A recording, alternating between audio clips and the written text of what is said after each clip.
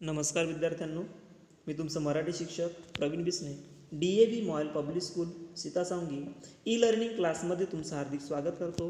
तर आज आपण विषय मराठी इयत्ता 5वी घटक पाठ 20 गमतीदार पत्र यामधील भाग 1 अभ्यासणार आहोत। तर गमतीदार पत्र आजच्या भागाचं नाव आहे, पाठाचं नाव आहे। पत्र संदर्भात तुम्हाला माहिती आहे, पत्र आपण वाचले आहेत, लिहिले आहेत, पाठवले आहेत आपल्या नातेवाईकांना, एखाद्या कार्यालयांमध्ये आपण पत्र लिहून पाठवलं आहे। आपण सुट्टीचा जो अर्ज करतो तोही एक प्रकारचा पत्राचाच भाग आहे, लक्षात ठेवायचं, तोही पत्राचाच भाग आहे। तर या पाठामध्ये एक गमतीदार पत्र दिलं आहे। आता कोणती गंमत घडते, कशा पद्धतीनं गमतीदार पत्र आहे आणि कोणत्या कृती त्या पत्रामध्ये दाखविल्या आहेत आणि त्या कृती पण आपल्याला करायच्या आहेत, लक्षात ठेवायचं। तर याविषयी थोडक्यात आपण या पाठामध्ये माहिती बघू। तर बघा, थोडक्यात आपल्याला पाठाचं वाचन करून घ्यायचं आहे, तर नीट लक्ष द्या, ऐका, वाचा। दारावरची बेल वाजली, मायाने दार उघडले। दारात पोस्टमन होता।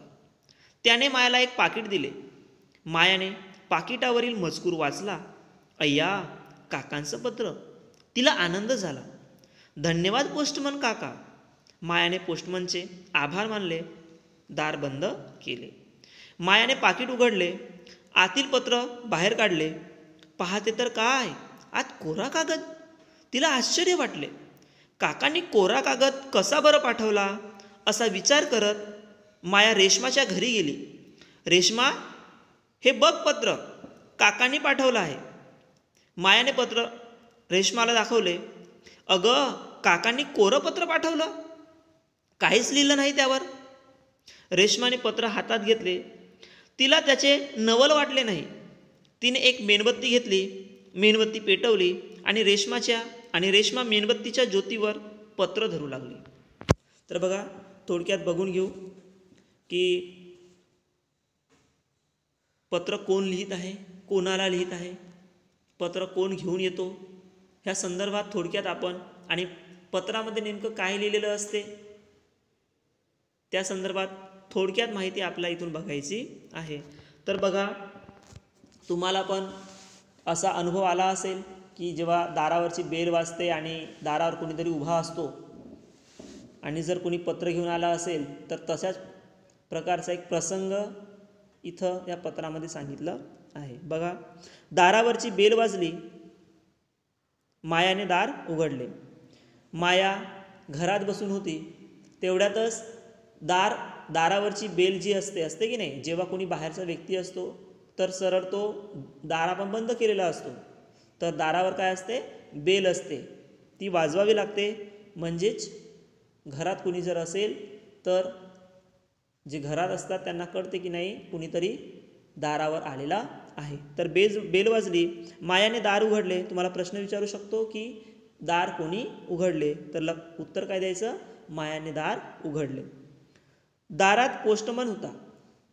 दारावर कोण आलेला होता, पोस्टमन। आता पोस्टमन म्हणजे माहिती आहे ना, तर पोस्टात जे पत्र असतात ते पत्र,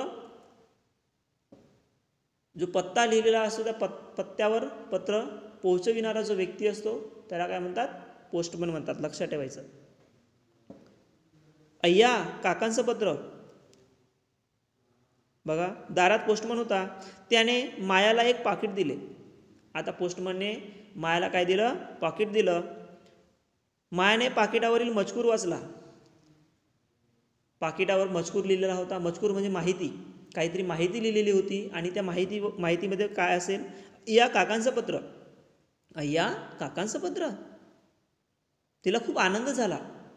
तिने मजकूर वाचला तर तिथं काकांचं नाव होतं, त्यावरून तिला कळलं की पत्र काकांनी पाठवलेलं आहे। तिला खूप आनंद झाला, ती आनंदित झाली की खूप दिवसानंतर मला काकांनी काय लिहिलं आहे, पत्र लिहिलं आहे। कशासाठी लिहिलं असेल, पत्रामध्ये काय लिहिलं असेल हे वाचण्यासाठी ती खूप आतुर झाली होती। आणि बघा, तिने काय केलं, धन्यवाद पोस्टमन काका। पोस्टमन काकांचे धन्यवाद केलं, त्यांचा आभार मानला। मायाने पोस्टमनचे आभार मानले आणि दार बंद केले। मायाने काय केलं, पोस्टमन काकांचे आभार मानले. आता आभार का बरं मानले असेल, कारण काकांचं पत्र ते घेऊन आले होते आणि मायाला खूप आनंद झाला होता. आभार मानल्यानंतर मायाने दार बंद केले. मायाने पाकिट उघडले. बघा, ती आतुर होती की आपल्याला काय करायचं आहे, आतमध्ये काय मजकूर लिहिला आहे, काकांनी काय लिहिलं आहे त्या संदर्भात थोडक्यात आपल्याला बघायचं होतं. म्हणून तिने काय केलं, पाकिट उघडले, आतील पत्र बाहेर काढले आणि पाकिटाच्या आतमध्ये काय असते, पत्र असते, ते पत्र बाहेर काढले. पाहते तर काय, बघा जेव्हा तिने आतमधील पत्र बाहेर काढलं तेव्हा आत कोरा कागद, कोरा कागद म्हणजे जिथे कोणताही मजकूर किंवा माहिती लिहिलेली नसते. लक्षात ठेवायचं, कोरा म्हणजे बघा शब्दार्थामध्ये कोरा कागद, काहीही न लिहिलेला कागद, कोरा कागद. तर आत कोरा कागद. तिला आश्चर्य वाटले. आश्चर्य म्हणजे नवल. लक्षात ठेवायचं, तिला आश्चर्य वाटले. काकांनी कोरा कागद कसा बरं पाठवला, ती विचार करू लागली. विचारात पडली की कोरा कागद काकांनी कशासाठी पाठवलं असेल. ती विचारात पडली. असा विचार करत माया रेशमाच्या घरी गेली. ती विचारच करत होती की तिला काहीच कळत नव्हतं की का बरं काकांनी कोरा कागद पाठवला असेल. तर तिची मैत्रीण होती रेशमा, त्या रेशमाच्या घरी माया गेली. रेशमा हे बघ पत्र. रेशमाच्या घरी गेल्यानंतर माया रेशमाला म्हणते, रेशमा हे बघ पत्र काकांनी पाठवलं आहे, हे पत्र काकांनी पाठवलं आहे, पण ह्या पत्रावर काहीच लिहिलेलं नाही, तो एक कोरा कागद आहे. रेशमाने पत्र हातात घेतले. मग रेशमा तोच पत्र हातात घेते. तिला त्याचे नवल वाटत नाही. नवल म्हणजे आश्चर्य. रेशमाला त्या पत्राचे नवल वाटत नाही. आता मायाला नवल वाटलं की कागदावर काहीच लिहिलेलं नाही, पण रेशमाला मात्र त्या पत्राचे नवल वाटत नाही. नवल म्हणजेच आश्चर्य. लक्षात ठेवायचं. तिने एक मेणबत्ती घेतली. बघा, तिने एक मेणबत्ती घेतली. मेणबत्ती म्हणजे माहिती आहे ना. मेणबत्ती पेटवली आणि रेशमा मेणबत्तीच्या ज्योतीवर पत्र धरू लागली. रेशमाने काय घेतलं, मेणबत्ती घेतली आणि त्या मेणबत्तीच्या ज्योतीवर पत्र धरू लागली. तर आज एवढंच बघू आपण. पुढच्या भागामध्ये उरलेला जो भाग आहे तो अभ्यासू. तर आजच्या भागावर आधारित काही प्रश्नोत्तरांचा आढावा घेऊ. बघा प्रश्न, खालील प्रश्नांची उत्तरे लिहा. 1. दार कोणी उघडले. उत्तर, दार मायाने उघडले. प्रश्न 2. दारावर कोण उभा होता. उत्तर, दारावर पोस्टमन उभा होता. प्रश्न 3.